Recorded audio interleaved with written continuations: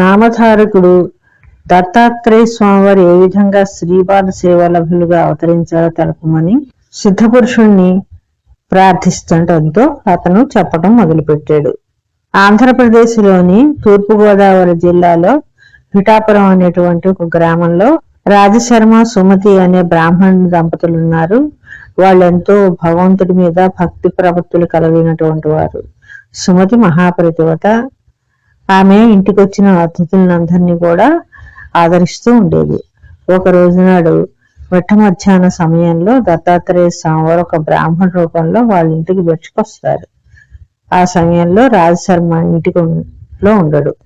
పుణ్యాత్మురాలైన సుమతి గుమ్మం దగ్గర నిలబడి బ్రాహ్మణ రూపంలో ఉన్న స్వామివారిని చూసి లోపలికి రమ్మనమని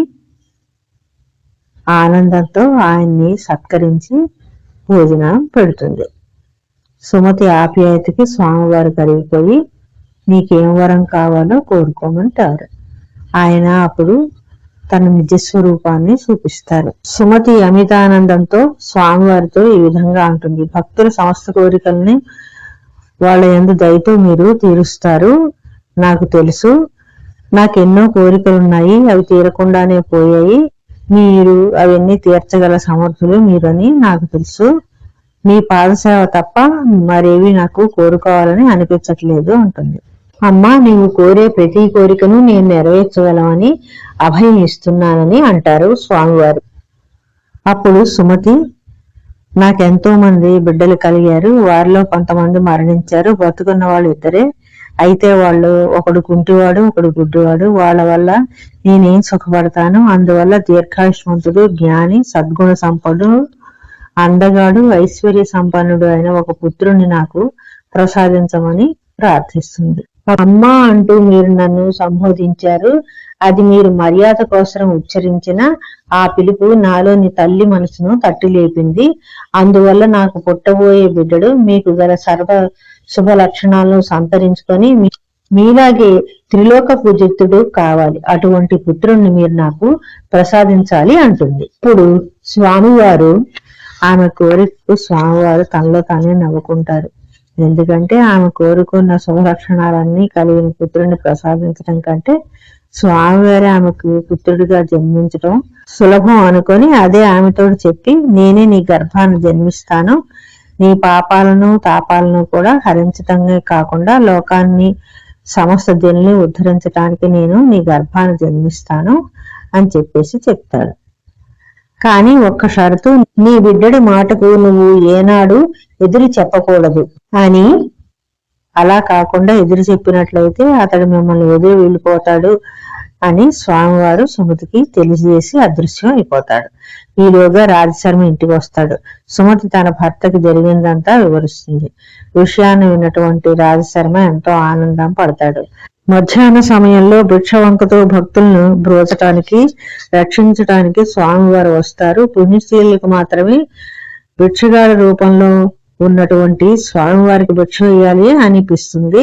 పాపాత్ములు స్వామివారిని గుర్తించలేక భిక్ష వేయటానికి విసుక్కుంటారు. సర్వజీవరాశుల్ని పోషించే స్వామివారికి ఒక గుప్పిడి బియ్యం వేస్తే ఎంతటి భాగ్యమో వాళ్ళకి తెలియదు.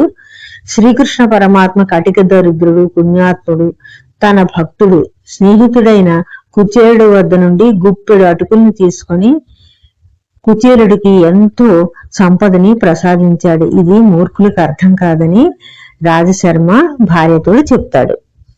మనల్ని అనుగ్రహించటానికే దత్తాత్రేయ స్వామి వారు భిక్ష వంకతో వచ్చారంటే మనం ఎంతో అదృష్టవంతులం అని కూడా అంటాడు. వారు ఏ రూపాల్లో భక్తులను అనుగ్రహించడానికి వస్తారో ఎవ్వరూ ఊహించలేరు. అందువల్ల గృహస్థుడైన ప్రతి ఒక్కడు తన యథాశక్తి అన్నదానం చేస్తూనే ఉండాలి అంటాడు. భర్త మాటలతోటి ఈ విధంగా అంటుంది ఆవిడ. ఈ రోజు అమావాస్య, పూజలు ఇంకా ముగియకుండానే పితృదేవతలకు తర్పణాలు వదలక ముందే భగవంతుడికి ప్రసాదాన్ని నివేదించక ముందుగానే దత్తాత్రేయ స్వామి వారికి భిక్ష వేశాను. జరిగిన దానికి నన్ను క్షమించాలి అంటుంది. స్వామివారికి మొదటగా నువ్వు భిక్షను వేయటం వల్ల మన పూర్వీకులందరికీ ఏనాటికి తరగని పుణ్యఫలం వస్తుంది. దానివల్ల వారంతా ఉత్తమ గతుల్ని పొందుతారు అని సమాధాన పరుస్తాడు. కొంతకాలానికి సుమతి గర్భం దాల్చి 9 మాసాలు మోసాక ఒక శుభదినాన శుభలక్షితుడైన బాలుణ్ణి ప్రసవిస్తుంది. ఆ దంపతులు ఆ బిడ్డడికి జాతక కర్మను జరిపిస్తారు. భగవద్వంశంభూతుడైన ఆ బిడ్డడికి పాదాలు భక్తజనులను ఉద్ధరించేవిగా ఉంటాయి. అందువలన ఆ పిల్లడి పాదాల యందు శంఖ చక్ర చిహ్నాలు చూసి తల్లిదండ్రులు శ్రీపాదుడని శుభనామం చేస్తారు. ఆ బాలుడికి 8 సంవత్సరాల వయసు రాగానే తల్లిదండ్రులు అతడికి ఉపనయన సంస్కారాలు చేస్తారు. శ్రీపాదుడికి తండ్రి బ్రహ్మోపదేశాన్ని చేయగా తల్లి మాతృభిక్షను ప్రసాదిస్తుంది. శ్రీపాదులు సర్వ విద్యల్ని, 4 వేదాలని, ఉపనిషత్తుల్ని అన్నిటినీ అవలేలగా నేర్చుకుంటాడు. నిజమే, తానే సర్వ విద్యలకు నిలయము మూలమై ఉన్నప్పుడు అతడు మళ్ళీ వేరుగా నేర్చుకునేదేముంటుంది? అంతా స్వామివారి లీల తప్ప. అతడు సామాన్యమైన పురుషుడు కాడని, అవతార పురుషులని ప్రజలు గుర్తిస్తారు. శ్రీపాదులకు యుక్త వయసు వచ్చేసరికి తల్లిదండ్రులు అతడికి వివాహం చేయడానికి తగిన సంబంధాలు వెతుకుతూ ఉంటారు. తల్లిదండ్రులు చేసే ఈ ప్రయత్నాలు గమనించిన శ్రీపాదుడు ఈ విధంగా వాళ్లతో అంటాడు: తల్లిదండ్రులారా, నన్ను మీరు సంసార సముద్రంలో తోసేయాలనుకుంటున్నారు. స్త్రీలంతా శక్తి స్వరూపులు. నా దృష్టిలో వారు కన్నతల్లులతో సమానం. నేను అస్కలిత బ్రహ్మచర్య వ్రతంతో తపస్సు చేయాలనుకుంటున్నాను. ఈ ప్రాపంచిక విషయాల మీద నాకు ఆసక్తి లేదు. మోక్షాన్ని పొందాలనుకుంటున్నాను. అందువల్ల మీరు నాకు వివాహం చేసే ప్రయత్నాలు విరమించుకోండి అని చెప్తాడు. నేను మోక్షమనే స్త్రీని వరించటం వల్ల లోకులంతా నన్ను శ్రీవల్లభుడు అని వ్యవహరించగలరని చెబుతాడు. ఉన్నటువంటి వాళ్ళిద్దరూ ఆశ్చర్యపోతారు. ఒకనాడు శ్రీపాదులు ఒంటరిగా ఉన్న సమయంలో తల్లి అయిన సుమతి అతడి పక్కకు చేరుతుంది. అతడి మాటకి ఎదురు చెప్పరాదన్న దత్తాత్రేయ స్వామి వారి హెచ్చరిక కూడా ఆమెకు గుర్తుంది. అందుకే ఆమె తన పిల్లవాడితో ఈ విధంగా తన బాధను చెప్పుకుంటుంది: నాయన శ్రీపాద, నీ మాటకు ఎదురు చెప్పకూడదన్న విషయం నాకు బాగా తెలుసు. నిన్నెంతో అల్లారు ముద్దుగా ఇంతకాలం పెంచుకున్నాను. ముసలవాళ్ళమైపోయాక మమ్మల్ని నువ్వు వదిలేస్తావని అంటున్నావు. మమ్మల్ని ఉద్ధరిస్తావని మేము ఎంతో ఆశ పట్టుకున్నాము. జన్మస్థలాన్ని, తల్లిదండ్రుల్ని నువ్వు వదిలిపోవాలని చెప్పేసి నిర్ణయించుకున్నావు. ఈ ఇల్లు దరిద్ర దేవతకు నిలయం ఉంది, అది నీకు తెలుసు కదా. నీ అన్నదమ్ములు ఇద్దరు కూడా కుంటివాళ్ళు, గుడ్డివాడు కదా. అందువల్ల వాళ్ళతోటి మాకు ఏ విధమైనటువంటి ఉపయోగం లేదు. వాళ్ళని మేము చూసుకోవాలి. వృద్ధాప్యంలో మమ్మల్ని ఎవరు చూస్తారు అని అడుగుతారు. తల్లి బాధను అర్థం చేసుకున్న దత్తాత్రేయుడు ఆ తల్లి కన్నీటి దారులను తుడిచి వెంటనే తన కుంటి గుడ్డి అన్నల్ని రప్పించి వారిపై తన అమృత దృష్టిని ప్రసాదిస్తారు. కుంటివాడికి కాలు, గుడ్డివాడికి కళ్ళు తిరిగి వచ్చేస్తాయి. మహాత్ముల చలం చూపులు, అమృత వాక్కులు అలా ఉంటాయి కదా. వాళ్ళకి చదువు సంధ్యలు కూడా వాటంతట అవే అబ్బాయి. స్పర్శ వేది సోకిన ఇనుము ఏ విధంగా అయితే బంగారంగా మారుతుందో అదే విధంగా స్వామివారి కృపా దృష్టి వల్ల అన్నదమ్ములిద్దరూ దీర్ఘాయుష్మంతులు, ఆరోగ్యవంతులు, విద్యావంతులు, ధనవంతులు అయ్యారు.